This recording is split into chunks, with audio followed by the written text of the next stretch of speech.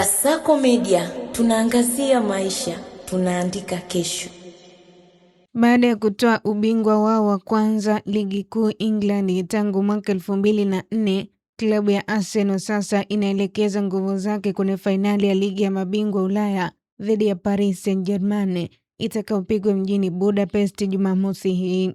Kikosi cha Mikel Arteta kina nafasi ya kuandika historia mpya kwa kutoa taji lao la kwanza kabisa la michuano hiyo mikubwa barani Ulaya.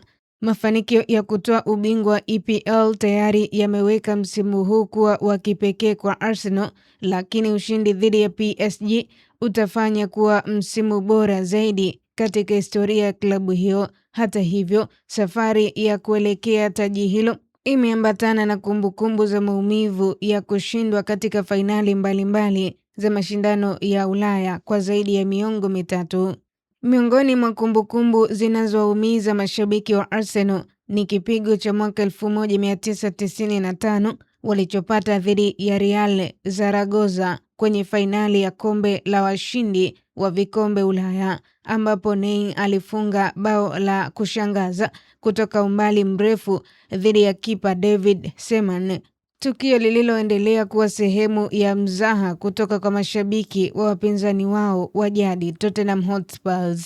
Arsenal pia walipoteza fainali ya kombe la UEFA mwaka 2000 dhidi ya Galatasaray kwa mikwaju ya penalti kabla ya kupoteza fainali ya kwanza ya mabingwa mwaka 2006 dhidi ya Barcelona. Katika mchezo huo kipa Jens Lehmann alitolewa nje mapema, hali iliyowafanya wapoteze mechi hiyo licha ya kuonesha ushindani mkubwa. Kocha Mikel Arteta amesema kikosi chake kipo tayari kutumia nguvu ya ushindi wa ligi kama motisha kuelekea mchezo huo mkubwa. Nahodha Martin Odegaard naye ameonyesha matumaini makubwa, akisema ushindi wa ligi ya mabingwa ungekuwa jambo la ajabu kwa klabu, wachezaji na mashabiki wote wa Arsenal.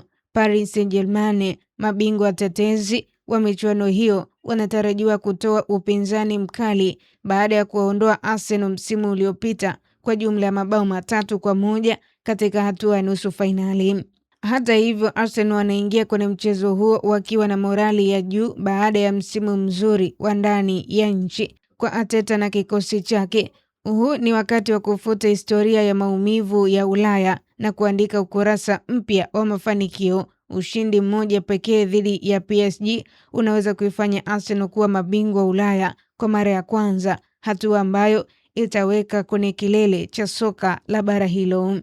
Kwa update zaidi za kimichezo kimataifa, endelea kutufuatilia kwenye mitandao yetu ya kijamii, Instagram, Facebook na Twitter. Tufollow kama Kasako Media. Usisahau kusubscribe YouTube channel yetu na ubonyeze alama ya kengele ili uwe wa kwanza kupata taarifa mbalimbali. Mimi naitwa Official Diaga. Kasako Media, tunaangazia maisha, tunaandika kesho.